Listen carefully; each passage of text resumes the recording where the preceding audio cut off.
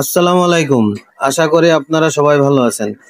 দোকানে বসে আছি, হঠাৎ সামনে দিয়ে একটা লোক যাচ্ছে।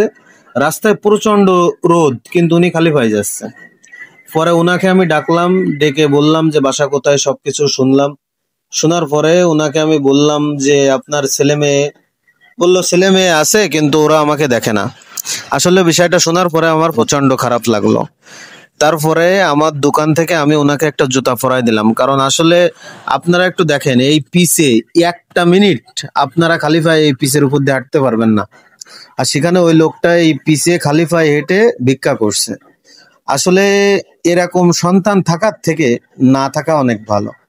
মা বাপ বুড়া হয়ে গেছে, বয়স হয়ে গেছে, তাদের প্রতি কোনো খেয়াল নেই। এটা আসলে খুব দুঃখজনক বিষয়।